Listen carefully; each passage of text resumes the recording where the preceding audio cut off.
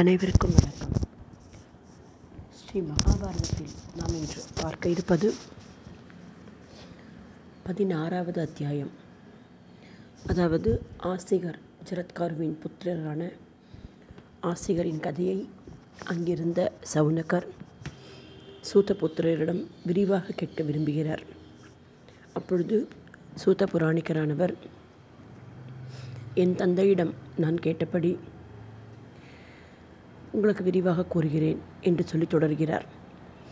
முந்தைய தேவயுகத்தில் தக்ஷ பிரஜாபதியின் சிறந்த 2 சகோதரிகள் இருந்தனர். அவர்கள் ஆச்சரியப்படத்தக்கதான அழகுடன் இருந்தனர். கத்ரு, வினத்தை என்ற பெயர் அவர்களுக்கு. அவர்கள் இருவரையும் தக்ஷ பிரஜாபதியானவர் கஷ்யப்பருக்கு மனைவியாக பாரியையாக திருமணம் செய்து கொடுத்தார். கஷ்யப்பர் இந்த 2 தர்ம பத்தினிகளிடத்தில் மிகவும் சந்தோஷமடைந்து அவர்களுக்கு வரமளிப்பதாக ஒத்துக்கொண்டார். கர்ப்பாதானம் செய்ய ஒத்துக்கொண்டார். அப்பொழுது கத்ருவானவள் தனக்கு ஒரே ரூபமுள்ள 1000 நாகர்கள் குழந்தைகளாக வேண்டும் என்று வேண்டிக் கொண்டாள்.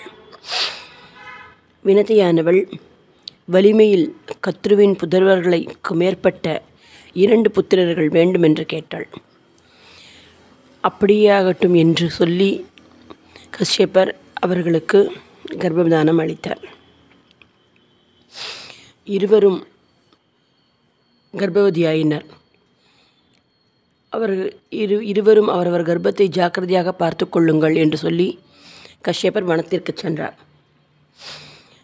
கத்ரு 1000 முட்டைகளையும் வினத்தை 2 முட்டைகளையும் பெற்றனர். அவ்விருவருடைய முட்டைகளையும் வேலைக்காரிகள் சந்தோஷத்துடன் போதுமான உஷ்ணத்துடன் தனித்தனி உஷ்ணமுள்ள பாத்திரத்தில், அதாவது இப்போ நம்ம சொல்கிற இன்குபேட்டர் மாதிரி 500 வருஷ காலம் வைத்திருந்தனர். அந்த 500வது வருஷத்தில் கத்ருவின் முட்டைகள் வெடித்து அதிலிருந்து நாகர்கள் வெளிவந்தனர். வினத்தையருடைய 2 முட்டைகளிலிருந்து மட்டும் 2 புத்திரர்கள் வெளிப்படவில்லை.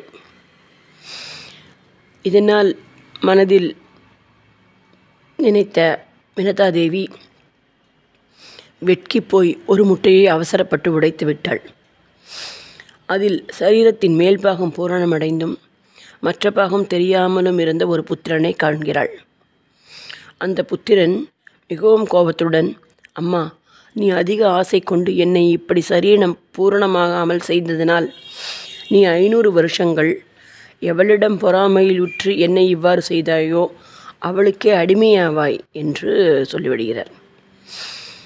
தொடர்ந்து, மாதாவே, இவ்வாறு செய்த நீ என்னை போல் இல்லாமல் இந்த முட்டையை காப்பாற்று, அவன் உன்னை அந்த அடிமைத்தனத்திலிருந்து விடுவிப்பான் என்று கூறுகிறார். எல்லாவற்றுக்கும் மேற்பட்ட பலமுள்ள புத்திரனை விரும்புகிற நீ மன உறுதியுடன் 500 வருஷத்திற்கு மேற்பட்டு இவனுடைய ஜனன காலத்திற்காக காத்திருக்க வேண்டும் என்று கூறுகிறார். இவ்வாறு வினத்தையை சபித்த பிறகு அந்த புத்திரன் ஆகாச மார்க்கத்தை அடைகிறான். காலை வேளையாகிய அப்போது தேஜஸ்களுக்கு ராஜாவான சூரியன் இருளை போக்கிக் கொண்டு உதயமாகும் போது அவன் தேஜஸினால் ஜொலிப்பவனும் தனக்கொப்பான பிரகாசமுள்ளவனுமான அருணனை கண்டான். அவனை அன்புடன் தன்னுடைய சாரதியாக்கி கொண்டான். இவ்வாறு வினத்தையின் ஒரு முட்டையிலிருந்து உருவான சிறிது அங்கஹீனனான அருணன் சூரிய பகவானின் சாரதியானான். சர்ப்பங்களை புசிக்கிறவனாகிய கருடன் குறித்த காலத்தில் ஜனித்தான்.